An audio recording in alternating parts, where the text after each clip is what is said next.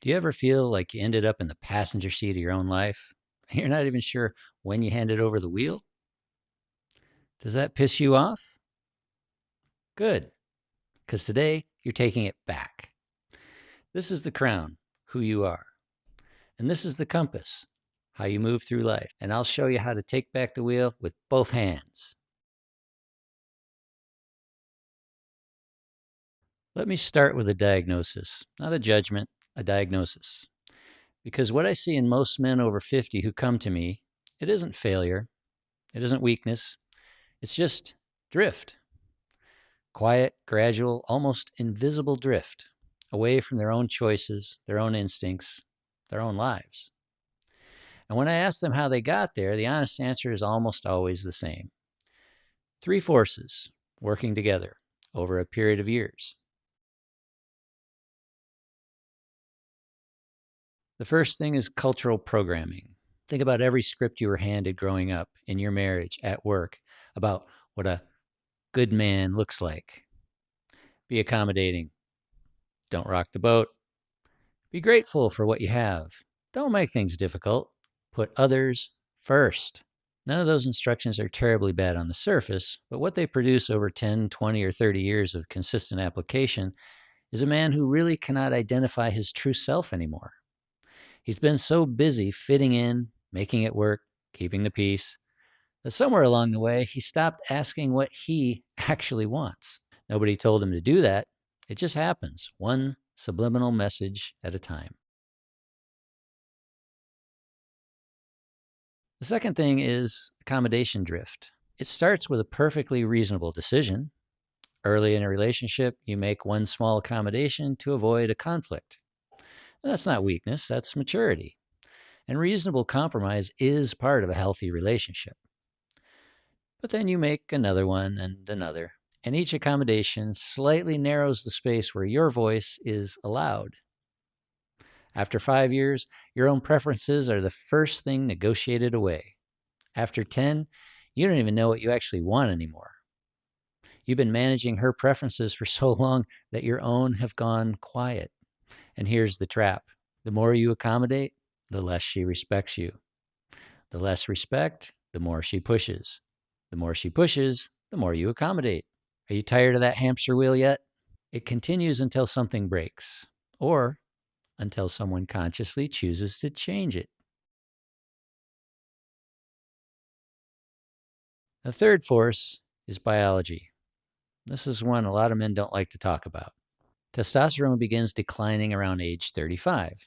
By 50, the average man has significantly less of the hormone that drives decisiveness, initiative, and confidence. Enough to make holding a position feel harder than it used to. Enough to make initiation feel like more effort than it's worth. Add to that the dopamine picture. Years of choosing comfort over challenge rewires what feels worth doing. Growth no longer feels worth the effort. None of this is your fault, and all of it is your responsibility. Those are two different things. One of them is actionable and the other isn't. You've probably tried to fix this before, likely more than once. Most men have. Maybe you tried harder. Maybe you read some books. Maybe you listened to some podcasts. Maybe you committed to the gym or started a new morning routine or tried to communicate better. And maybe you got some traction for a while. But then 3 weeks later, 6 weeks later, you're back. Same patterns, same dynamics, same quiet, slow-burning resentment building inside of you. And if you're like so many of the men I talk to, you've started to wonder if this is just who you are now. Well, it doesn't have to be. But you've been using the wrong tools.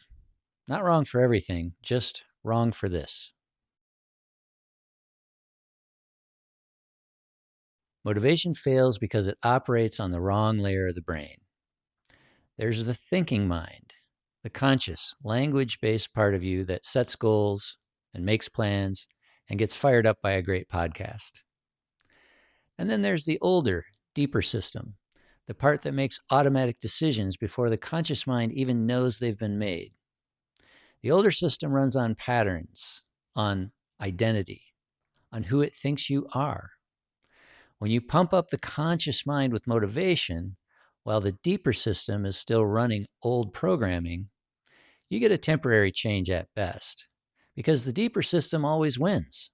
This is why the motivated man who's on fire for 3 weeks and then back to the same behavior isn't weak-willed. He's using the right tool on the wrong layer. Here's one you'll hear a lot.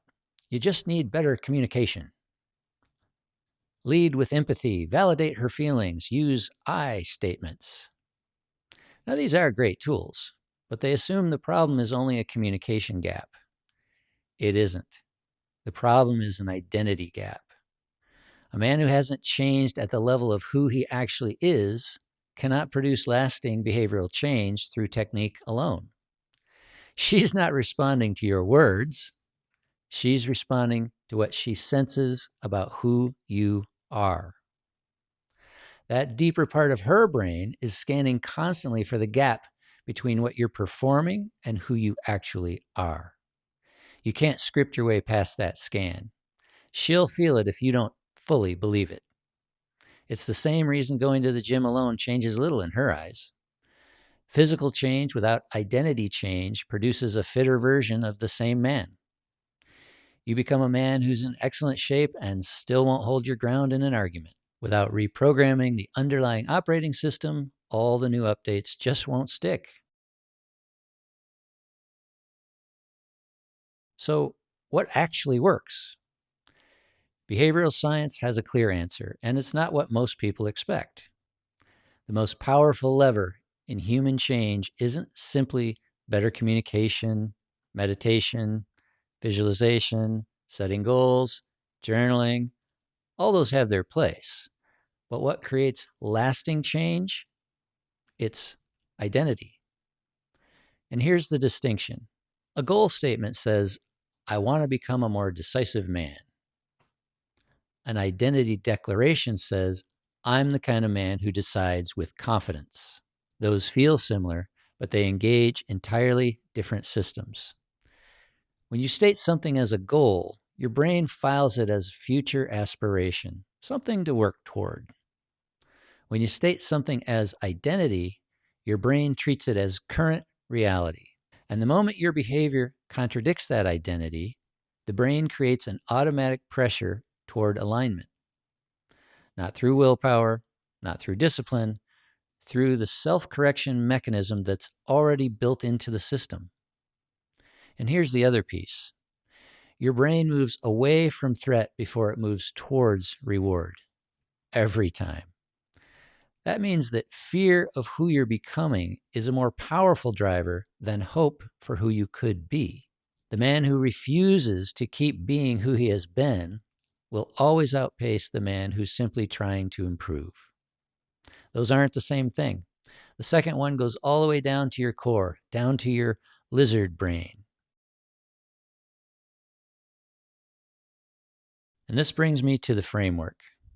King of Me is built on 2 pillars, a crown and a compass. The crown is who you are, and the compass is how you navigate. And you need both. A man who builds the crown but has no compass is a powerful man who keeps giving himself away. And a man who has a compass but hasn't built the crown, he's got a map but no conviction. Let's start with the crown. King of Me, not king of anyone else, not a title, not arrogance. A standard, your personal code that you live by. The king of me is a man who has decided his internal state does not depend on anyone else's approval. Let me say that again. His internal state does not depend on anyone else's approval. That is internal validation. And it is the foundation that makes everything else possible. Men over 50 have been running on external validation for decades. The validation of their partner, their boss, their kids, their peers. They've been outsourcing their sense of worth to other people's responses. And when external validation shifts, when she's unhappy, when the boss is critical, when the kids don't call, you become destabilized. The king of me is built on a different foundation. Not one that doesn't care. You still care. You still feel. You're still in relationships with people you love. But your stability, your sense of who you are, doesn't collapse when the external weather changes. You become not bulletproof, but significantly harder to destabilize. You can be present in a difficult conversation without being controlled by it. You can hear criticism without needing to either crumble or counterattack. You can hold your position not because you're rigid, but because you know who you are. That's self-sovereignty. That's the crown.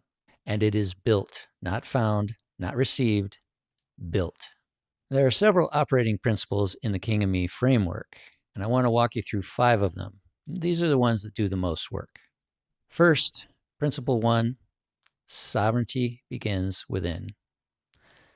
Self-governance over your emotions, your impulses, your habits, and your attention is the foundation of everything else. You cannot lead a household, nor can you lead a relationship if you cannot lead yourself. And this is where identity declaration becomes vital to your core, not as an affirmation, as a structural tool. Now, I want this video to be interactive. So in the description, you're going to find a PDF that you can download and print out. It's just 2 pages, very simple. But pause the video, print that out, and then come back with your pen and the PDF, and let's do this together. All right, you got your PDF? Let's begin. So the first part says, I'm the kind of man who blank his health, in relationships, his finances, purpose, his standards. I want you to take a few minutes, pause the video again, take a few minutes and fill this out. And don't write who you want to be. Write who you're deciding to actually be. Give that some real thought. Now, if you did that correctly and you wrote who you are deciding to actually be, present tense, as if it's already true, and then live in the gap between that declaration and your current reality. The cognitive dissonance does the work. The system self-corrects once the identity is set. It takes more than this simple list, but you get the idea. Principle 2 is no one is coming to save you. No one is coming to hand you status or respect. No one is going to grant you a sense of purpose. These are earned through consistent action across every area of your life. Here's why that's good news. It means you're in the driver's seat. The man who is building something with intention is already in motion. And principle 3, face your shadow or it will face you. The patterns driving your worst moments, the conflict avoidance, the people-pleasing, the resentment that's slowly turning dark, those patterns weren't born from weakness. They were written into you by a younger version of yourself who was doing his best to survive his environment. The 9-year-old that learned keeping quiet kept the peace is still running the show at 55. That's not failure, it's just outdated software. And that software can be rewritten. But you can't rewrite what you won't look at. You have to name it, own it, and decide that you're no longer that 9-year-old boy who was just trying to get by. Principle 4, be the good king, not her mule. Know where you're going. Communicate it. Invite others along, but do not surrender the wheel to avoid discomfort. Leadership in your own life is not arrogance. It's your responsibility. And here's what most men don't understand. A man who leads from genuine identity creates an entirely different dynamic than a man who is performing leadership. She knows the difference. Not always consciously, but at the deeper level, she can feel it. You cannot fake your way past it. You can only build your way through it. And principle 5, frame is freedom. Your drive to protect, to lead, to compete, to provide, these are not toxic. Most women actually want these qualities in a man. The problem has never been the instincts. The problem has been men who were taught that these instincts made them dangerous. They don't. They make you useful. They make you valuable. Create your frame. Define what your life is built on, your principles and no one else's. And then you can invite her in and see whether she's a team player, because that information is critical. Now for the compass. You have a crown. You're building internal sovereignty. You know who you are. Now, how do you move through the world? That's what the compass is for. The tagline for this channel is Stop Drifting, Start Leading. Drifting doesn't require an accident, doesn't require a crisis. Drifting happens when a man loses his compass, when he stops knowing where he's pointed, when his direction becomes reactive, organized around whoever has the most needs, the most urgency, the most emotion in the room. The compass is navigational framework, and it answers one question: how do I manage my world so that my energy goes where it actually matters? At the heart of the compass is what I call the orbit model, a complete picture of how a sovereign man relates in his world. Here's the model. You are the sun, not a planet. Think about what that means. A planet's entire existence is defined by its distance from the sun. A planet orbits. It has no independent source of energy. The sun is the source. And the sun doesn't chase the planets. It doesn't shrink itself to make others comfortable. It shows up fully without permission or request. And everything alive in its system depends on that. Most men over 50 have been living like planets. Their entire day organized around her schedule, her mood, her emotional weather. The compass and the orbit model within it fixes that. Now, going back to our worksheet, we have 5 orbits. The center is you, your health, your mind, your purpose, your internal world. Everything radiates outward from here. If the center is weak, every orbit suffers. Most men have neglected this for so long, they've forgotten it even exists. This is where the crown work lives. This is what it means to embody the king of me mindset. Your purpose, your code, your leadership. Now, in your inner orbit, there's 1, maybe 2 people. Your partner, if she has earned it, and 1 truly close friend. These people receive the most of your energy and presence. This is a privilege, not a default setting. Entry into this orbit is earned, and it can be lost. Not every long relationship belongs here. Longevity is not the same as intimacy or trust. The middle orbit. Your close friends, adult children, a mentor, a trusted colleague. You invest here, you show up, but not to the point where you're depleting yourself. These relationships are maintained, not consumed, and they give back. Orbit 4, your outer orbit. These are acquaintances, extended family, casual connections. Warm, decent, but not overextended. Ironically, most men bleed enormous amounts of energy here out of obligation and habit. That's often wasted energy you don't get back. And orbit 5, these are passing bodies. Some of the people are in your life for a season. The orbit model gives you permission to let them go without guilt. Not every relationship is meant to be permanent. That's not failure, it's just physics. Now, there are 2 forces that work against a well-managed orbit. The first is outward drift. Without maintenance, people naturally drift to outer orbits. And this is normal. A sovereign man manages this deliberately, not by chasing, by maintaining. The second is the uninvited inward pull. Some people will try to claim inner orbit access they haven't earned yet. You feel the pull to let them in because holding the line feels uncomfortable. Recognize it. Hold the line calmly, without drama, and without apology. Managing these forces is not selfishness, it's stewardship. The man who manages his orbits well can give more to the people who matter, not less. Here's the part most of you came for.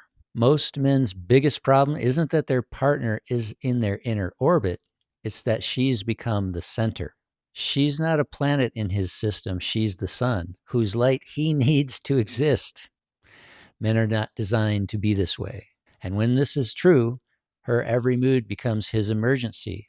Her dissatisfaction becomes his project. Her emotional weather becomes his cross to bear. The work is not to push her out. The work is to rebuild your own center so there's actually somewhere real for her to orbit. When you do that, something shifts. She feels it. She can't name it, But the older, deeper part of her brain detects genuine authority, even when her conscious mind doesn't know what changed. Your exercise for this section, going back to our PDF, label the center of the orbit me, and place every significant person in your life in the orbit where they currently are. Not where you want them to be, where they actually are. And then in the second list, place them where they belong, based on what they actually give back. The gap between those two maps is part of the compass work. So, what happens when a man actually does this work? Let me be specific, not vague, not motivational, specific. He has opinions again. Somewhere along the way, he stopped having them or stopped saying them, same thing. He stops over-explaining his decisions. He explains what he's doing, not why he's allowed to. That's a shift that happens quietly. You might not notice it for weeks, and then one day you realize you haven't justified yourself in a while. His relationship with discomfort changes. He still feels it, but he's strong enough now to handle it. He no longer lets it stop him. He starts looking forward to what he's building. He has less time for consumption, less need of diversion. In the relationship, he holds positions calmly. The drama that used to follow starts to diminish because drama requires two people. She starts checking herself in moments where she previously wouldn't have. Not because you told her to, but because she's responding to something different in you. Adult kids notice something different. They reach out differently. His social world quietly reorganizes around who he actually wants in it. Now, I want to be honest with you about the timeline. The first 30 days feel harder before they feel easier. Because you're disrupting a system that, however bad, was stable and predictable and in many ways comfortable. Expect pushback. Expect the pull to go back to what's comfortable. That pull is not a sign that it isn't working. It's a sign something is actually shifting. The system is resisting. That means you're touching something real. Some of you are already asking the question, Cody, what if I do all of this and she doesn't change? What if I rebuild my identity, rebuild my orbit, hold my frame every single day, and she doesn't respond? That's a real question, and you deserve a real answer. There are 3 honest outcomes. Outcome 1, she follows. She feels the shift. When it becomes your authentic identity, you won't have to name it. She'll feel it in her bones. A man who leads from genuine identity changes the dynamic without her needing to do anything consciously. Women who are capable of genuine partnership, who are wired to respond to a calm, confident, capable leader, will gladly follow. Not because you demanded it, because you became someone worth following. That's the best outcome. And if done right, it happens more than you think. Outcome 2, she's moving. Stay the course. Some women need time to trust that you've actually changed. They've seen the motivated version before, and they're watching to see if this one sticks. She will likely shit test you a few times to see if the change is genuine. Steady in the storm earns her trust. If she's adjusting, even slowly, even cautiously, that's a signal worth paying attention to. Stay the course. Don't explain yourself. Don't seek her validation of your growth. Just keep building. And watch what she does more than what she says. A woman who's moving in the right direction, however slowly, is a woman worth staying patient with. Outcome 3, she will not bend.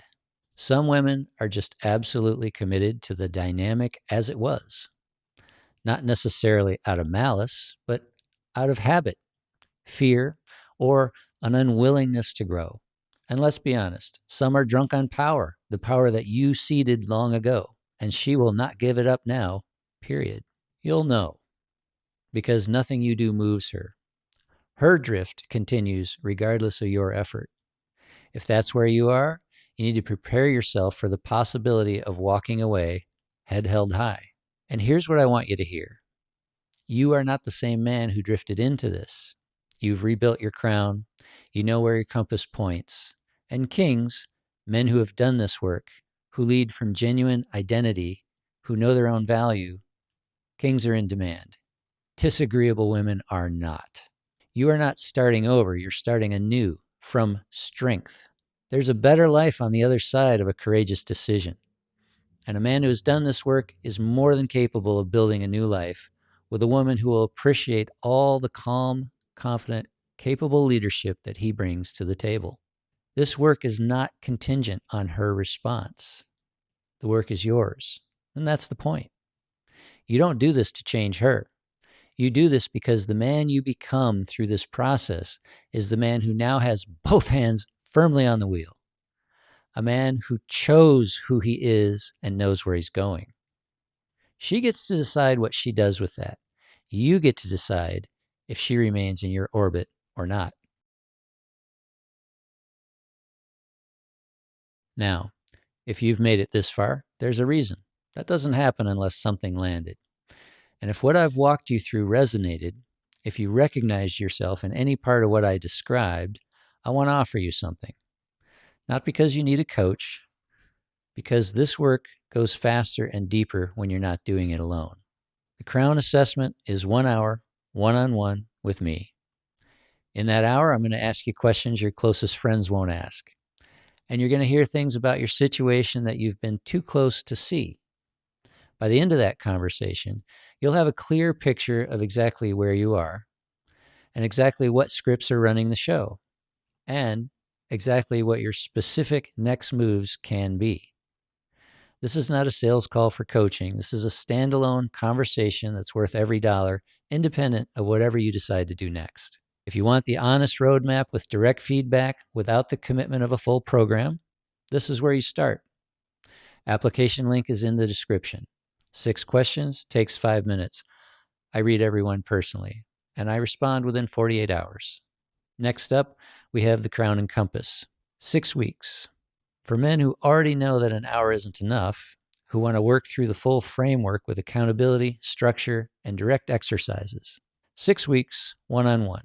We build your crown. We map your compass. We plan specifically for your situation, your relationship, your finances, your purpose, your health, wherever the drift has been worst. And look, I'm not a cheerleader. My job is to see your situation more clearly than you can, challenge the assumptions that are keeping you stuck, and help you move through this faster than you would on your own. If she doesn't respond, we plan for that too. Not with anger, with intelligence. What are your actual options? What does a strong version of you look like in 6 months, regardless of what she does? This is not for men who want to feel better. It's for men who want to actually change. And in closing, I just want to say that I work with a small number of men at a time, and that's intentional. This is not a group program. This is direct, specific, one-on-one work tailored to your individual situation. Link in the description. 6 questions, 5 minutes. If you're the right fit, we'll talk. If not, I'll tell you honestly and point you somewhere better. Stop drifting, start leading.